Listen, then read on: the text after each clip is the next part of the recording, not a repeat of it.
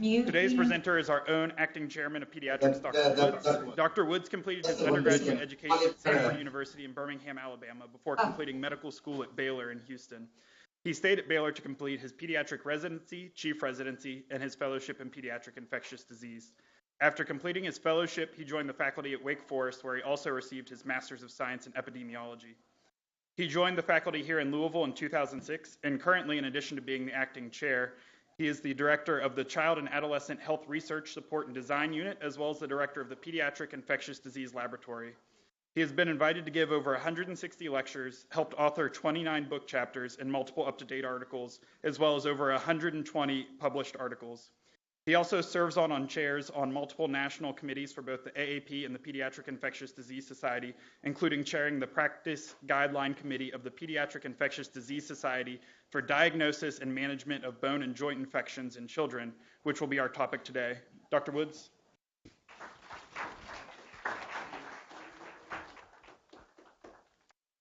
And actually, just one minor correction. Mike Smith is now the director of CARDS unit, just so you know. It's okay. Mike's doing a great job with that. So it's a pleasure to do this today. I'm actually subbing for Dr. Harrison, who is recovering from an illness, and we hope to have him back in the not-too-distant future. But just thought it would be appropriate to dedicate it to him for his service to us for many years. A lot of you may not realize Dr. Harrison served for quite a few years, over 20 years as Division Chief of Pediatric Nephrology, and retired in 2003, came back out of retirement in 2014 to take on that same role for us. So he's been a major figure here for a long time, and his service to us is greatly appreciated. So this is going to be largely about bone infections. We'll get to a little bit of joint perhaps at the end. I'll sprinkle a few things along. One of the key questions that we debate nationally in management of these is, when do you switch from IV to oral therapy? And there's been some sentiment that you should never do that in many quarters, and others of us have done this early, we call early and often, for a long time. Some of the drugs we use routinely in pediatrics actually are not FDA approved, as many of you know, for lots of these indications. So there may be some off-label uses, but whatever I'm going to tell you about with medications will be standard of care, even if it's not technically FDA approved. And this is one of my favorite Far Side cartoons. This is Far Side anatomy class. An infected bone is not a happy one. Now, we have the Bone and Joint Guideline Committee that's several years into work. We are winding down. Hopefully we'll have the draft done within the next month or two. As the chair of this committee, I'm actually right now, I think, the rate limiting factor due to other things I have in terms of a day job. But we have, this shows you the geographic location of the committee, so you can see from around the country. And this is just a list of the committee members from many children's hospitals and institutions, again, across the U.S. This group was assembled to have a mixture of both young and old pediatric ID specialists and hospitalists, as well as ED and general pediatrics representation. And two of the committee members are pediatric orthopedic surgeons. And their insights into this have been invaluable, so that we are basically getting a multidisciplinary view of how to put this together. So this guideline, and just so you know, will focus on bacterial infections. Occasionally there's a fungal infection. There are a few viruses that sometimes involve bones, primarily things like chikungunya and dengue, which we don't think about much now, but will be in the southern parts of the United States in the not too distant future. They are carried by the same vector as Zika. We're not going to talk about prosthetic infections, but those are much more common actually in adults. Now, in terms of an evidence base for a guideline, we started out with developing some search strings. We actually had some research librarians at the University of Pittsburgh put together search strings for both bone infections and joint infections. So I'll show you the search string, just to say you develop an evidence base. And in October, I ran this search string for osteo, and there were 8,400 articles that came up. There were a total of 135 studies that called themselves clinical trials, and another 34 that were randomized clinical trials. And that is it for bone infections in children over the past 50 years. So we really have almost no RCTs, and if you look at those RCTs, only 1 or 2 of them really count. So what we have is experience, case series, observational studies, and a couple of comparative effectiveness studies. That is our evidence base for this, like so many other things we deal with in pediatrics. Now, I'll tell you, despite not having RCTs, we have good outcomes when we measure them and have a good sense of knowing what to do. But we just don't have a really high-quality database behind that, although I think we have a substantial experiential and observational database that supports much of what we do. Now, I've made up this term I call academic imprinting, which stands for what you learn as a fellow or a resident from your attendings. You hang on to as truth, even when later evidence is put forth that maybe isn't a perfect RCT, but is far better than whatever evidence your attendings had when they taught you this. So just remember that, and this is one of the challenges we face nationally in getting people to be willing to change. Well, I'll change if you show me the 5 RCTs that support that. Otherwise, I'm hanging on to an old case series, despite the fact there are many more levels of data in between. All right, typical little case, 18-month-old comes in, has had some fever, knee swelling, pain, looks pretty well, so he's not septic. Gets an MRI because they're worried about a bone infection, and sure enough shows that the distal metaphysis of the femur is involved. He has modest elevations of his inflammatory markers. So keep that in mind as we go through. One of the things we start with is what is a case definition of osteomyelitis? So we have acute and we have chronic. And when you look through the literature, these aren't consistent. There's never really been an absolute consensus. And is there acute and subacute?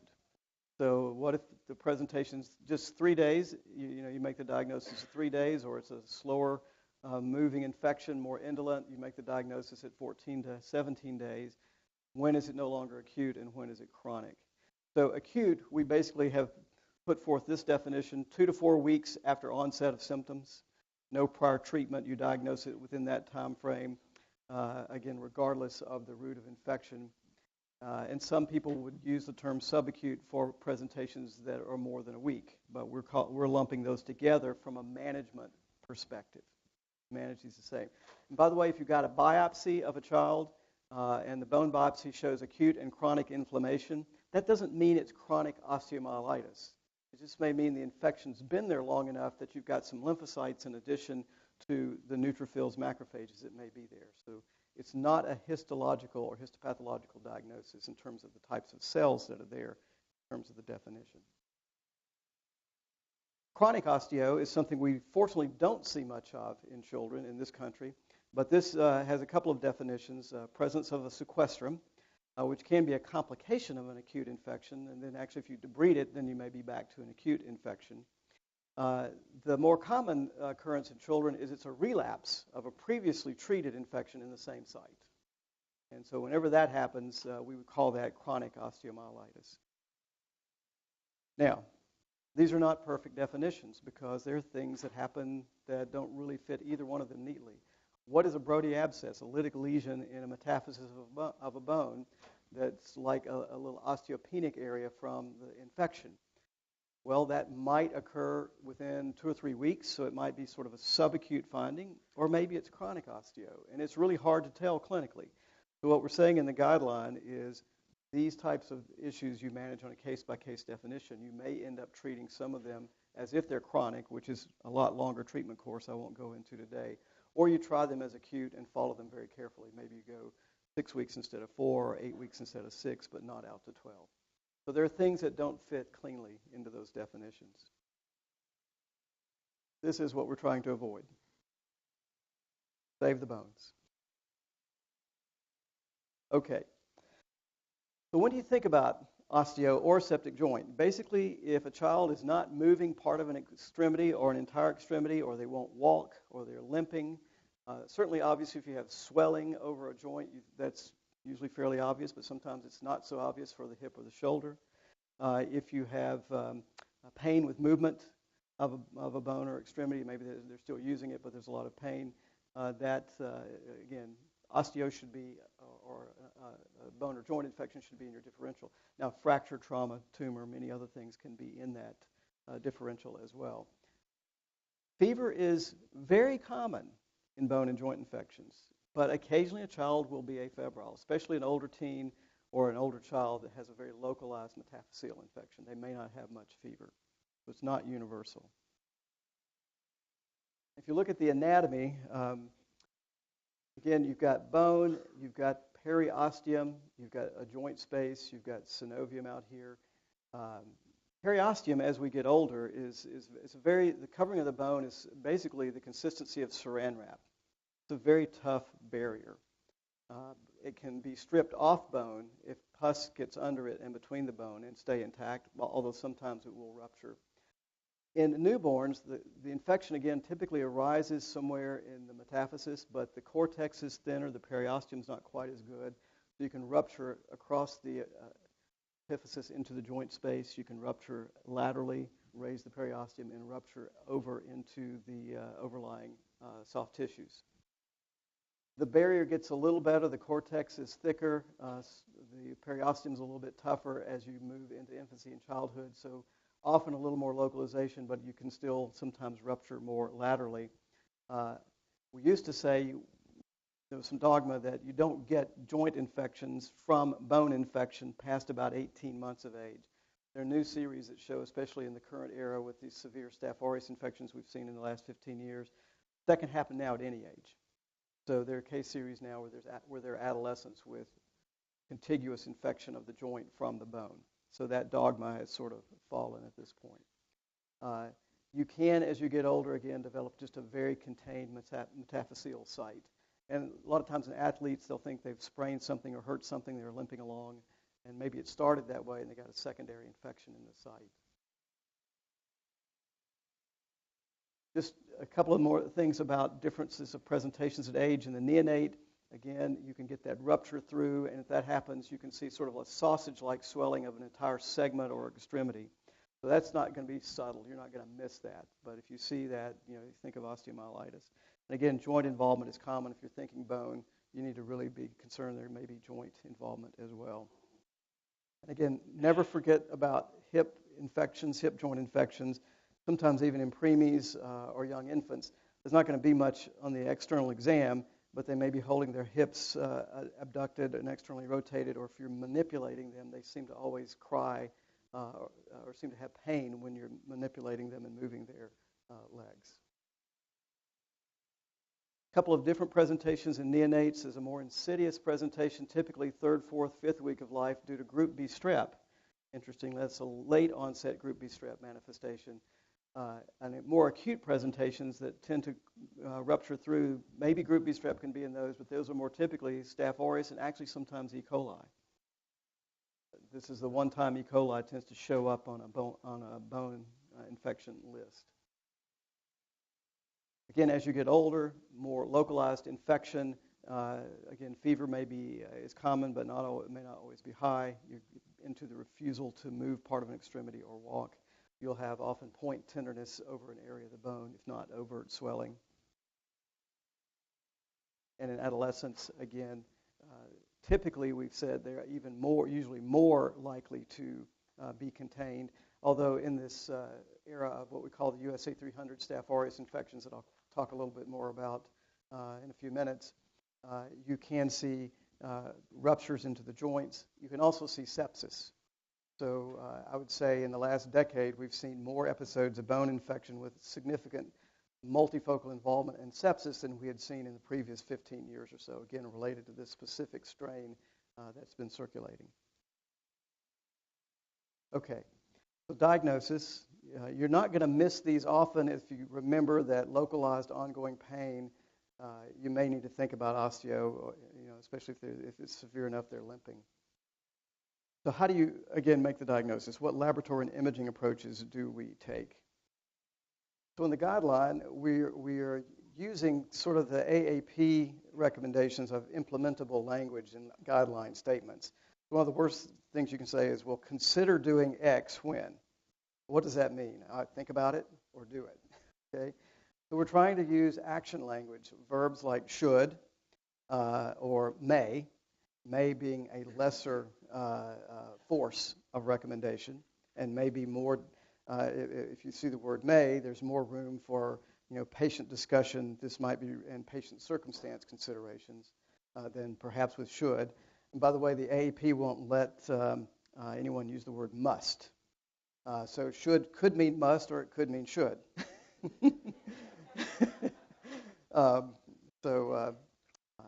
In the grade system, by the way, there's a strong and weak recommendation, which essentially is a should or a may. And then, of course, there should not and may not on the negative side. We say that you should get a CBC, not because it's going to necessarily help you decide that you've got an infection per se. Obviously, if the white count's elevated, that may be helpful. But there are other things that cause bone pain. And so is there leukemia? Is there something else? Or is there hemoglobinopathy that's undiagnosed? Or is an infiltrated process in the marrow? So you get a sense of where things are. So we thought it's not a great rule in, rule out, but it's useful information. C-reactive protein. The committee is going to say should as an inflammatory marker. Again, it's not necessarily specific, but it gives you a baseline. Now, the ID group has heard me say in the committee for many years when CRP first came out, my thoughts about it, and I still think this way, is it's a great substitute for following the fever curve and doing serial daily physical exams on the patient. Did you catch that?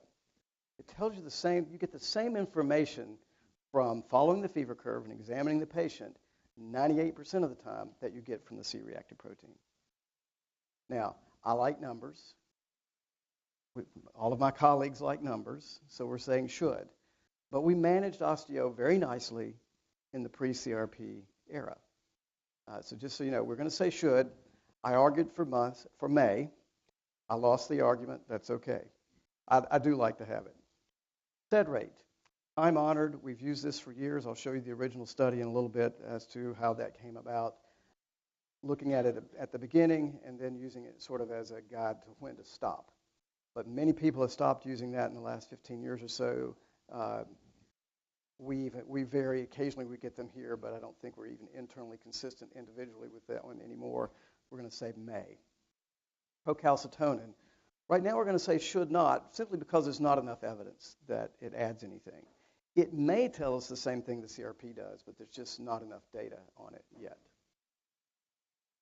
Blood culture, absolutely. As we come to this can be your most important diagnostic test, because this is the only thing, we may not have a sample from bone before antibiotics are given in a lot of settings. So always get a blood culture. If you're in an ER setting or in an office setting and you've got to give a child antibiotics quickly because you think they're really sick, do everything you can to get a blood culture first in just about any setting. Plain films. We're saying, yes, get them, although, again, they're often normal early, but they may help you with alternative diagnoses, fracture, evidence of a possible tumor, something else that may be going on. In terms of plain films, again, you see osteopenia develop over time as bony cortex, the calcified areas have kind of lysed, and they will grow back, but you can see these areas develop. But it may take a week or two before you see them. So you can see normal plain films early. Now, neonates may be an exception in that they don't have as much bone, so they demineralize early. You can see it on plain films faster. Periosteal new bone formation. Basically, if you rupture the infection through the cortex, it will lift up the periosteum and track underneath it. That raised area will ultimately calcify and remodel over time. But for a period of time, you can see this involucrum or periosteal new bone formation.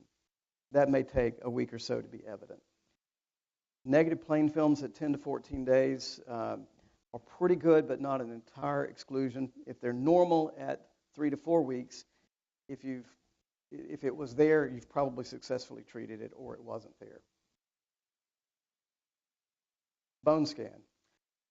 This is something we used to do more, but we do a lot less now. We typically reserve these for when there's no localization and we really are on a fishing expedition to try to understand what's going on, or is there something else? Or occasionally if there's multifocal involvement. Many of those cases now, though, we're going on to MRI or occasionally CT. So bone scanning we do a lot less of. The main thing to remember is it's a multi-phase. You inject the technetium. It will quickly be seen in greater amounts in areas of hyperemia, so around any inflammatory area. We look at the late phase where there's uptake that persists. So that's what in the bone scan, what's called a three-phase bone scan. We're really interested in the last phase.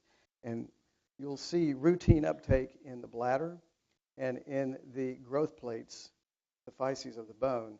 But in some places, you'll see there's a little more uptake, and that would be where there might be infection. If you did, I guess, in sickle cell disease, you might see an area of infarct where there's a cold spot and not a hot spot. Occasionally, you can see that in a bone infection as well. So MRI has become our mainstay these days. It avoids radiation. The only main issue is sometimes it requires significant sedation. CT scan, by the way, is just about as good, and if you need a rapid answer, sometimes that's a reasonable thing to do, but if we can get the MRI, that's fine. Now, if you have a clinical exam that tells you that, gosh, I think this is osteo, I've got a localized infection here, plain films are normal, but I don't think there's anything else I need to do, you might not actually need to get an MRI to treat that child. So certainly if there's a complicated infection that you're going to need surgical drainage, we typically always get MRIs in those.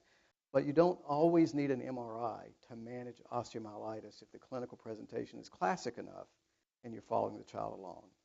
Now, for a prolonged course of antibiotics, you may decide something like that before you put a central line in. You may want to know more definitively what you're treating, but it's not universally required to get an MRI in bone infections. Now, this is an MRI.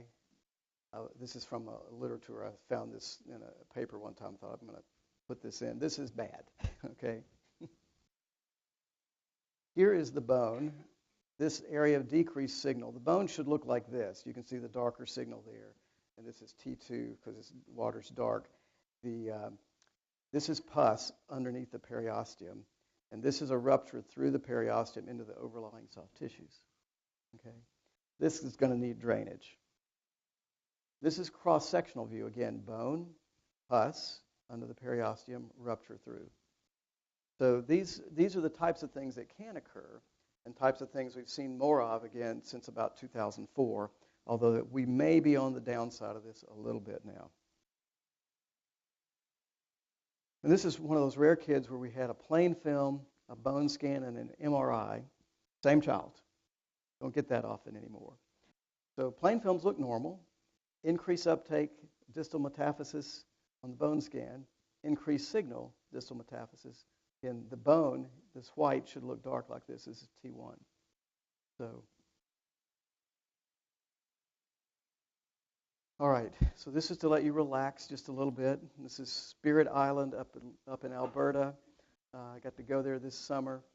If it weren't for the winter, I would still be there. So I put this in to calm everybody before we get into the really controversial stuff. All right. Should the effort to obtain a specimen for culture from the subperiosteal space or bone be a mandatory national standard prior to starting antimicrobial therapy for suspected osteomyelitis? Okay. The related question is, and how long could you wait before starting the antibiotics if the child looks pretty well? And we're going to say a day or so, depending on the circumstances in the guideline. Obviously, the sicker they look, get your blood culture, you start things while you're getting ready. And by the way, bone cultures often are positive a day or two into antimicrobial therapy, although beyond a couple of days, they're often negative by that point. So, on the committee, this was a big debate because there's some of my colleagues feel very strongly nationally that you must try to get every bit of culture data you can in this era where we have all sorts of antimicrobial resistant combinations in the same species. So for instance, now we have MRSA strains that are susceptible to clindamycin. We have MSSA strains, methicillin susceptible, that are resistant to clindamycin. And so you can give something like vancomycin and get both of them, but then if you need to switch to oral therapy, what are you going to do if you don't have a result? So we have those conundrums, and I'll talk more about that in just a minute.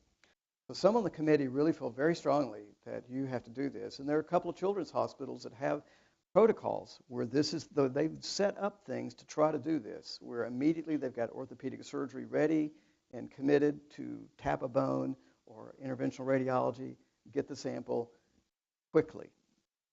I can tell you that's happening at Denver Children's, and it's happening at Dallas Southwestern. But it's not happening in a lot of other places. It's not happening in Canada. We have one of the committee members is faculty at University of Alberta in Edmonton, and basically almost none of the Canadian centers take this approach, just a resource availability kind of issue. So many on the committee also feel like even if it were available, for many cases, you can still take a stepwise approach, especially if the child's not all that ill. You could start clindamycin, and what if you're wrong for a day? It may not matter if they're not really all that sick to begin with. And then if they're not responding, then you can go tap the bone if your blood culture is negative. Obviously, you get the blood culture. If it's negative, child's not responding, go tap the bone. Take that sequential approach. And in the end, basically, what's the capacity? Do you have the ability? Do you have the team and personnel available? And outside major children's hospitals, it's really not routinely available. So this is what the guideline is going to say. Aspiration or biopsy of bone for microbial diagnostic purposes may be performed prior to initiation, but the text is going to say yield for identification of the bacteriologic etiology is highest when multiple sites are utilized, including bone. And many experts feel strongly that aspiration of or biopsy should be attempted in all cases, while others prefer a stepwise approach. So in those centers that want to do this aggressively, we're not going to tell them don't. They may be right. Now, there are risks of going in and doing any kind of procedure to a child. So again, I don't see this as an all or none phenomenon. If a child is not all that ill, you know your local antimicrobial susceptibility patterns, maybe you do watch them for a couple days, and you go and do procedures on the ones that aren't getting better. So there's a number of ways to think about this, and still some disagreement. And this is just simply sort of a graphic to say, okay, what do you do if you get this bone specimen? Bone specimens aren't always positive either, even prior to antimicrobial therapy. Sometimes they're negative. Joint specimens prior to antibiotics are only positive about half the time. And what we don't know is, was there some other reason that's non-infectious driving it, or there's a microbe we couldn't detect? And PCR has helped us find a few things in those cases, but not always. Blood cultures are typically positive in over half, but not more than 70% in most series. So we're going to get an answer from blood culture a lot of the time. But then if we do end up culture negative and we'd started something like vancomycin, do we end up on linezolid? Do we take our chances with clindamycin? Do we do two agents? Do we do clinda and cephalexin? So we debate those issues, and there's not clear consensus on that, even on the committee. No one frowns upon these things. It's just we look at each other and say we don't know. And again, when you think about guidelines, we're trying to come up with the best possible care, thinking about medical legal aspects as well. So in the end, it's effective, practical, achievable care that we're trying to outline. In some cases, don't fit guidelines. What I would tell you is that for any kind of guideline, if you are going to go against it and you've got good reason to, just document it. But that's a good rule of thumb. If you're going off guideline for something, either due to parent request, circumstances you think where it doesn't apply, you're not bound by guidelines like law if you've got a good rationale, and maybe you've discussed it with some colleagues, and then you document why you're not treating it that way. And then you're going to be fine just about all the time from any medical legal aspect. Okay. Optimal empiric therapy. So what do we have to cover once we're treating? And how might this differ from septic arthritis? We'll come back to that in a little bit. Although I put the word Lyme in there. We don't have Lyme much in this area, well, none in this area really, but occasionally we have people returning from Lyme endemic areas. And we've diagnosed a couple of Lyme arthritis cases here in the last few years, again, from people who live here but acquired the infections elsewhere. At some point, it could show up, but you just need to keep that in the back of your mind. This is the new state of the CDC. So Staph aureus is always on the list.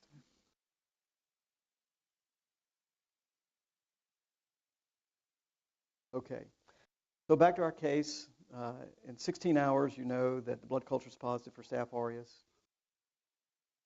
And just to remind you again about what we call USA 300, this was a strain that emerged in the late 1990s from an MSSA strain. It acquired a resistance element for called the MEK-A gene that makes an altered cell wall building enzyme, penicillin binding protein, that won't bind the penicillins. So they just basically bounce off of it.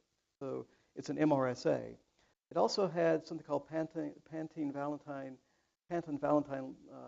leukocidin virulence factor. But probably it's an overexpression of other virulence factors that all staph strains have more than anything new. So it's not that it has new virulence factors, but it may express them at higher concentrations. And thus it invades and causes a lot of local extension, a lot of purulence. So more extensive infection than a lot of other staph strains we had been seeing. There's a clonal family of different strains that are very closely related, but this one is called USA 300. We think it is on the decline now nationally, but what we're seeing is we're seeing strains that probably have these same virulence factors that no longer express this, so they're MSSA, methicillin susceptible, but they've acquired clindamycin resistance. So we have those around here, and these are being seen all over the country now as well. And just so you know, in DNA fingerprinting of bacteria, pulse-filled gel electrophoresis, these are the main families of Staph aureus that have been identified in the United States. This is where that designation USA 300, if you ever hear us talking about that, comes from. Now we have USA 300 that are MSSA and not MRSA. So things change. All right, so empiric coverage, basically, we always have to cover Staph aureus. So at a minimum, we're probably going to be on clindamycin here in an otherwise well child, but we have to keep in mind the chance that it could be MSSA that's clinda resistant. So if they're not getting better, do we add first-generation cephalosporin?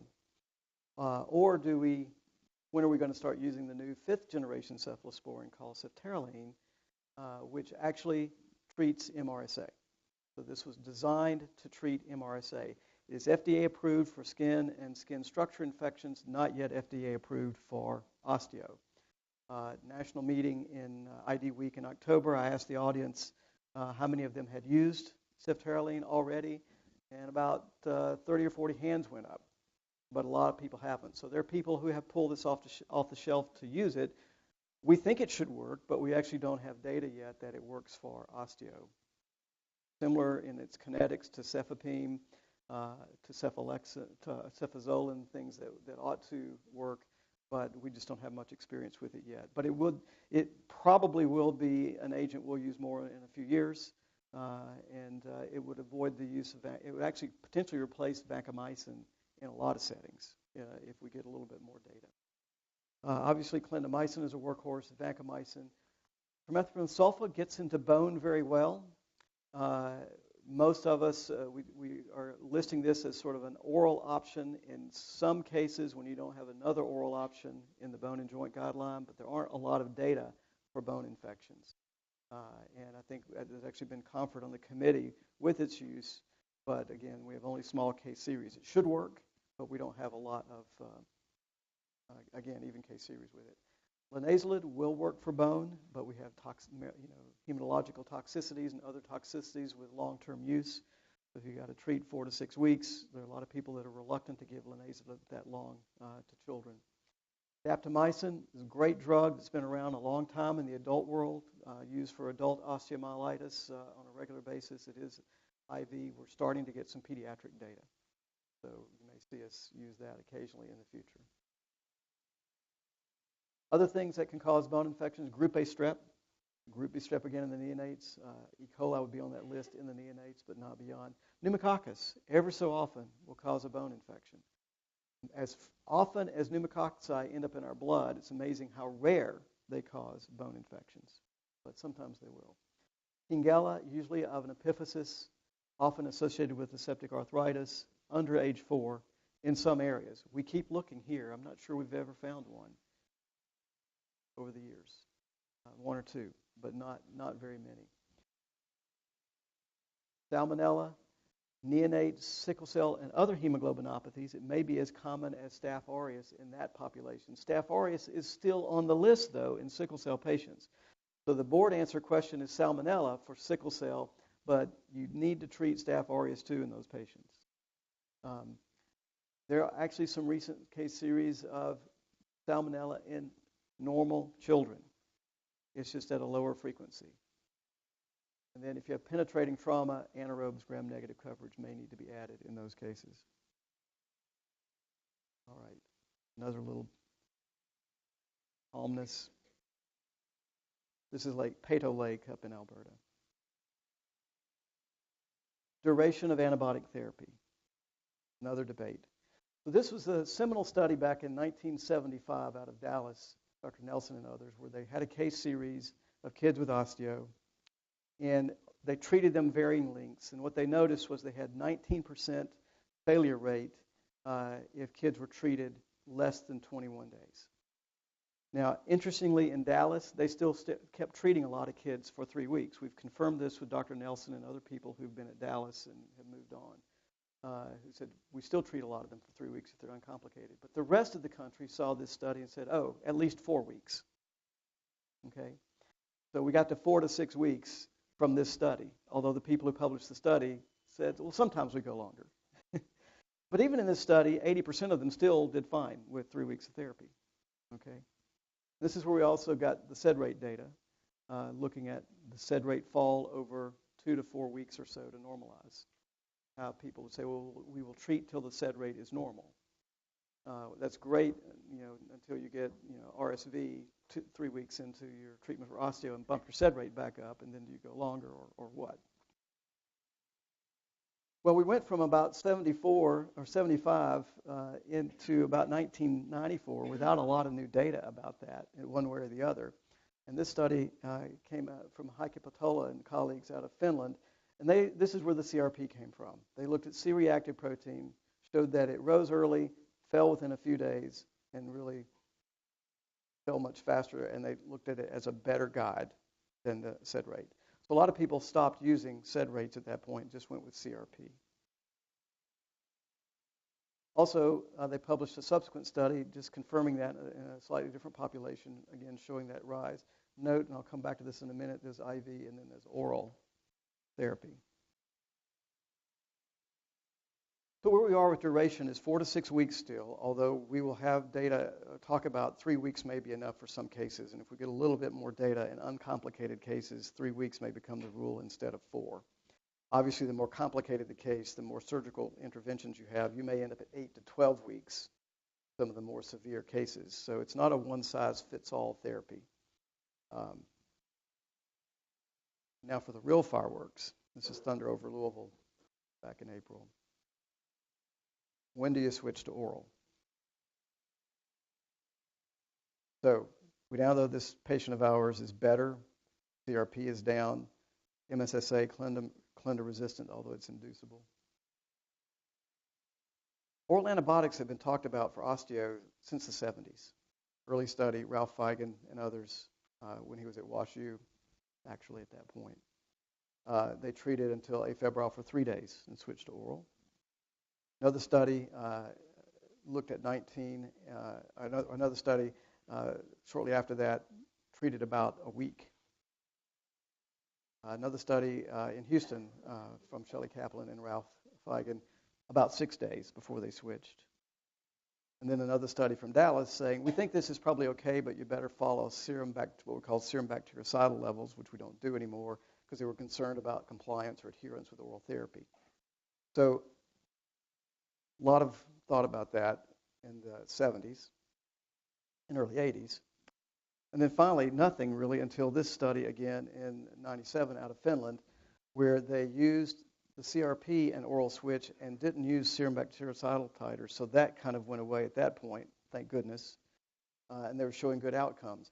Now, this didn't carry the day in the United States because they had only MSSA and they weren't seeing these bad USA 300 types of infections we were beginning to see. So there was a reluctance to adopt treating osteo for 10 days after the CRP normalized. But that's what this study advocated. So we drifted along after that for over a decade. And then in 2009, an early FIS study, so this stands for Pediatric Hospital Information Systems, was then based on 29 freestanding children's hospitals. And by the way, there are 47 now, and Norton Children's is one of them. So we're now part of this database. But they looked at the percent of transition to oral therapy in children with osteomyelitis, and it ranged from 10% to 95%. That's practice variation, right? So the people who never did this, or there might be one person who was willing to do it and would get away with it when they were on service, and everybody else would say no in terms of the ID attendings. Here, they all agreed to do it. These people are looking for a randomized clinical trial, and they were imprinted, you don't do that, bad outcomes. But these people have been doing it for years, and they say, we're not seeing any bad outcomes. But there are no other data than their local experiences. Okay. Oops.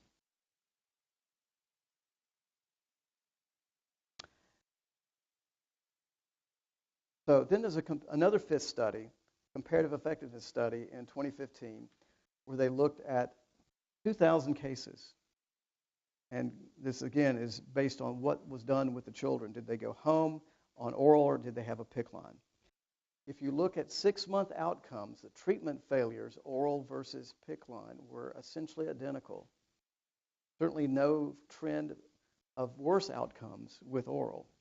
If you look at adverse drug reactions, they were more common with IV. You're giving higher doses, so you may have more adverse consequences in different agents. And of course, you can't have a PICC complication if you don't have a PICC. But if you add those things together, it sort of suggests the same outcomes with far fewer complications with early switch to oral therapy. Now, we've been doing that here since about 2006 in terms of really aggressive oral switch. Now, there's an occasional child that we will treat longer IV or maybe all IV because of various considerations, but probably 95% of our children now are going home on oral antibiotics with successful outcomes fairly early. So when do you switch? There are people who like to see the CRP come down as an objective measure, but certainly if you're tolerating oral intake, your fever's gone, you're having significant clinical improvement, or your fever is maybe low grade but clearly has trended down, you may be able to switch to oral pretty quickly and get these kids home. And IV, the oral agent can be IV equivalent. Clindamycin is almost IV equivalent. It's about 85% bioavailable, so I think of that as the same. Get the same number of molecules in the bloodstream and at the site of infection, whether you put it in the vein first or you put it in the mouth first. Other things like cephalexin aren't IV equivalent, but they seem to be effective enough in the doses we're using for a long period of time. And remember, in the first few days of therapy, between the IV you've given and the any surgical debridements occurred, you've debulked the infection. You've reduced the microbial burden by several log orders. So you're really just mopping up with the rest of it. Again, 3 weeks may be enough for a lot of these kids, although we're typically going 4. I'm just going to remind you one thing about clindamycin because I showed you this inducible resistance. There's several mechanisms of resistance to clindamycin, but the main one is a methylase that puts 2 methyl groups on the binding site on the ribosome of the bacterial ribosome, so clindamycin can't affect the ribosomal machinery, which is where it has its effect. Now, there are also some efflux pumps that pump out macrolides, but not clindamycin. And by the way, that methylation there also makes you resistant to all the macrolides, so zithro, erythro, things like that, as well as streptogrammin antibiotics.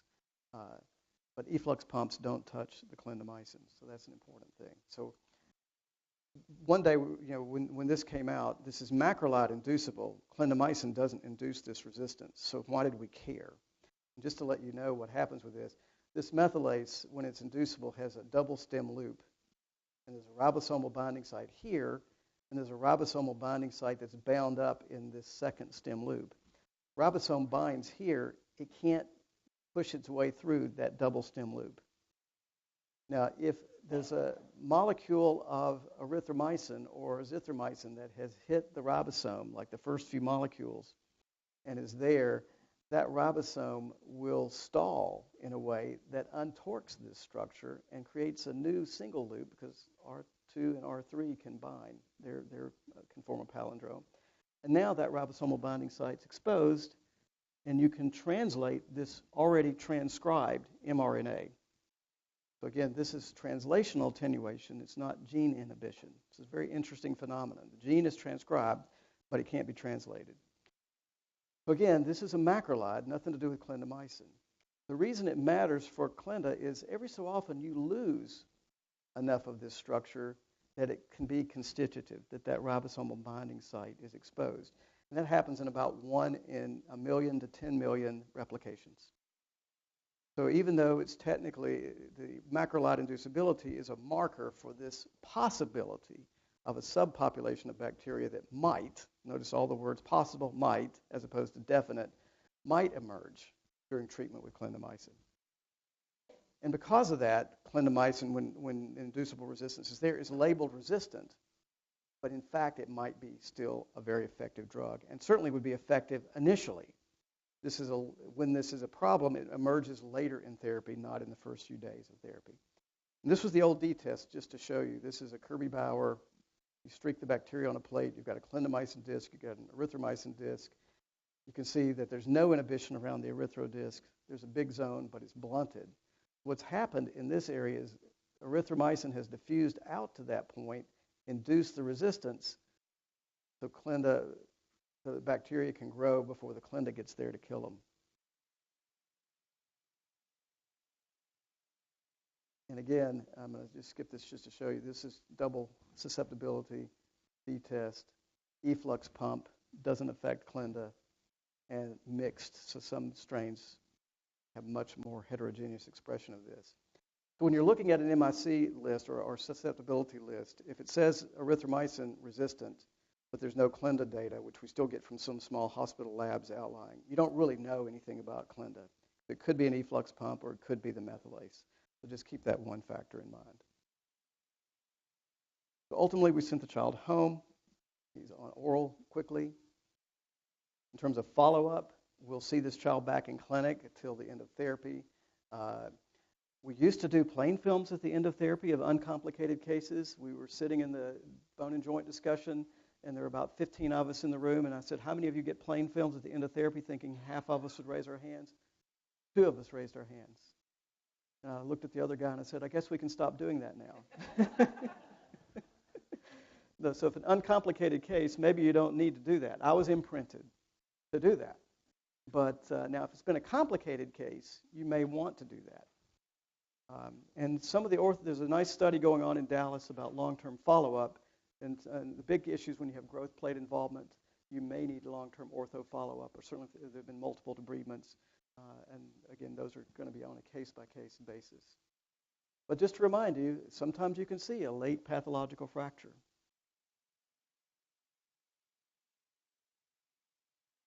Occasionally, you can see something come in complicated, like here's a sequestrum in a heel. There might have been a puncture there of some sort. You can see it, a little lytic lesion there. Different things can happen. And other types of complications, just to remind you, that can occur. This was a child hospitalized here about probably 7 years ago. Came in looked a little bit septic, had some knee pain, but people were more concerned about him being septic. He was doing pretty well, but about the 3rd day of hospitalization or so, started complaining of some respiratory distress. Chest X-ray on the 4th day had changed. A lot more fluffiness there. CT scan showed lots of different multifocal areas of infiltrate. And ultimately, this is his plain MRI of his bone showing the osteo. of his tibia that was causing the leg pain, which was really masked by his other parts of his presentation. And he had a deep vein thrombus associated with that. And what you saw in his chest CT was the thrombus that had broken apart and showered multiple septic emboli into his lungs. Now, he walked away. His chest x-ray was normal 6 weeks later and did just fine, just so you know. And then chronic osteo, this is a child I think was taken care of here in clinic. This child developed an infection in Africa, developed a chronic draining sinus. There's plain films you can see. You can actually see it. Modeling and such in this area. And you can see a little bit of sclerosis there. And the next one, this is the MRI. And you can see modeling in that bone. Here's a collection sort of purulent stuff in the bone and the sinus tract under the skin coming out. And that's what you see in chronic osteo in adults or others. And a lot of times, sometimes you can debride this, sometimes you have to just give repeated courses of oral antibiotics. So with that, I'm going to stop at this point and not belabor you with more on joints and things like that. But keep these things in mind, and that's the basis for this guideline that's coming out. There are interesting cases, different protocols in different parts of the country, and we'll see where things land in the next few years. So, questions?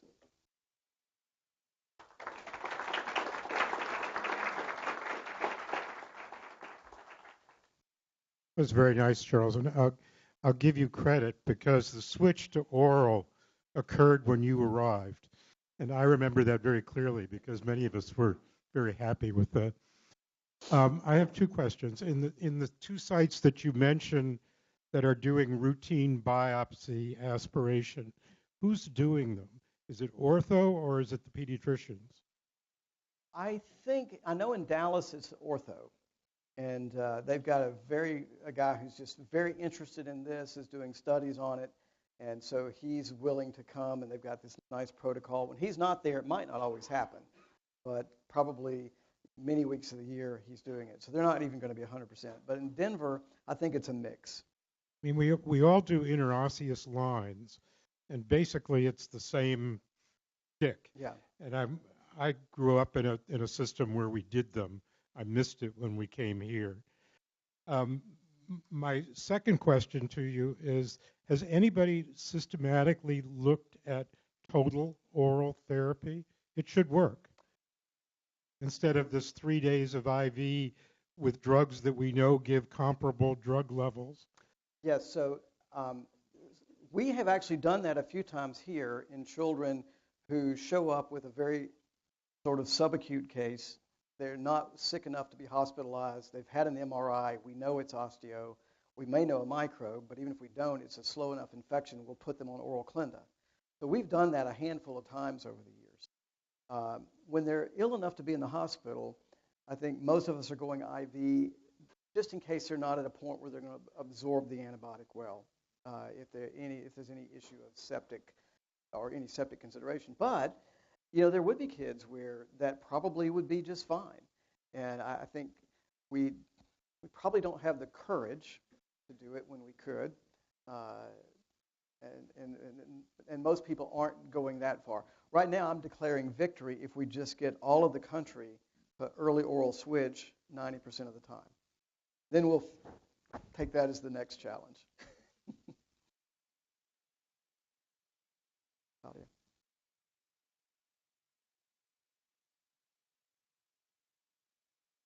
About the de-escalation with clindamycin and other medications that are not as good, like the cephalosporins that are not absorbed really well. So the osteomyelitis guidelines are going to have some clear recommendations regarding when exactly we do that and when to do it if there is a positive bacteria in the blood culture. Yeah, I think if you grow MSSA, the guidelines clearly going to say switching to cephalexin even on the third or fourth day is going to be fine. We actually have a lot of case series data with cephalexin working for bone infections, even though you may be only having about 30% of the dose that you would have giving it IV. it's still probably enough, and giving it over the long period of time is probably enough. So I think that makes it again, we have a lot of experience without failure using that. Clindamycin feels better to us, again, because we know we're getting IV equivalent drug levels, but the outcomes really aren't that different. So. Excellent presentation, but do you want to comment on the association between deep vein thrombosis and osteomyelitis? Yes, so we used to not think about this until these USA 300 strains hit. And it was noted that certain ones of these kids come in, especially if it's in the leg, but it could even be with a rare upper extremity infection, that they'll have a deep vein thrombosis adjacent to the bone. Whether that is the outflowing blood, their bacteria, other bacterial virulence factors that are leading to those clots, and it's essentially, we think of it as a septic thrombophlebitis. It cannot always be fully septic, but and there doesn't seem to be any risk of, thrombophilia in these kids. It seems to be a microbial-related phenomenon. Okay. All right, thank you.